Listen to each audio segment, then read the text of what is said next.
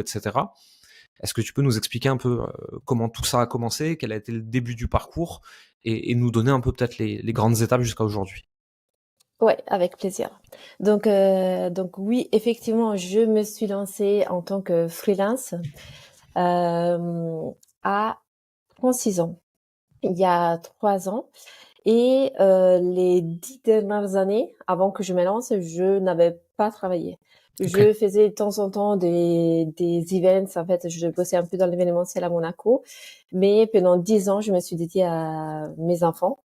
Et je me suis lancée suite à l'arrivée du Covid et à ma séparation. Mhm. C'est là où j'ai souhaité, en fait, j'ai eu besoin de travailler. Et je me suis confrontée très vite à la réalité, en fait, d'être une maman qui avait la garde de ses enfants quasiment tout le temps, et le fait de devoir chercher un travail dans ces conditions, ce qui était vraiment difficile au début, surtout suite au Covid. Donc moi, j'habite sur la Côte d'Azur. Il y avait énormément de gens qui venaient de se faire licencier, des Mhm. gens très qualifiés qui recherchaient du travail. Moi, je cherchais aussi du travail dans le tourisme, dans l'événementiel. Il y avait beaucoup de concurrence, et surtout, avec des horaires, voilà, souvent c'était 18 heures, voire dans l'événementiel, les soirées et tout. Et je ne voyais pas comment, en fait, trouver un métier qui puisse, en fait, concilier, en fait, tout ce que j'aimais faire dans, au niveau professionnel et ma vie de famille. Mhm. Un jour, je tombe sur un article qui parle du métier de virtual assistant. C'était évidemment un article de la presse américaine qui parlait que ça explosait aux États-Unis. Ici, en France, j'ai cherché et je n'ai trouvé absolument aucun article en français qui parlait de ça. Et moi, je tombe sur cet article qui parle du fait que justement, c'est le métier idéal pour des mères de famille qui veulent travailler de la maison, avoir des horaires flexibles et qui n'ont pas vraiment de diplôme spécifique.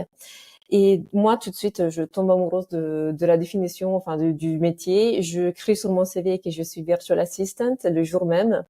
Et ça faisait 6 mois que je galérais pour trouver du boulot. Et là, en fait, dès que j'ai commencé à chercher des offres, à postuler des offres, en fait, pour ce qu'on appelait à l'époque la secrétaire indépendante, en fait, Mhm. là, les téléphones commencent à sonner, je commence à avoir des opportunités dans le digital, tout en remote, et c'était vraiment du rêve. Et j'ai eu un peu de chance aussi. Je dirais que très vite, en fait, j'ai enchaîné les missions euh, animation de webinaires en ligne ou support modération en chat. Ça, c'était les premières missions. C'était à 16 € Mhm. de l'heure. Et très vite, je suis rentrée dans le monde des startups studios, des startups parisiennes. Mais c'est pas un hasard. C'est parce que c'était les seuls qui étaient au courant que le métier existait. Ok. C'était les seuls. C'était des start-upers de 20 ans qui connaissaient le métier de VA, qui allaient demander sur Internet, je cherche une VA. C'est les seuls qui étaient au courant que ça existe. Mhm. Et là, je découvre le monde des startups. Je tombe amoureuse du monde des startups, et je veux me nicher en fait dans cet univers. Je commence à avoir mes premiers clients dans les startups, CEO des startups et solopreneurs dans le digital. Ça a très bien marché pour moi. Au bout de 6 mois, je dirais, j'étais full.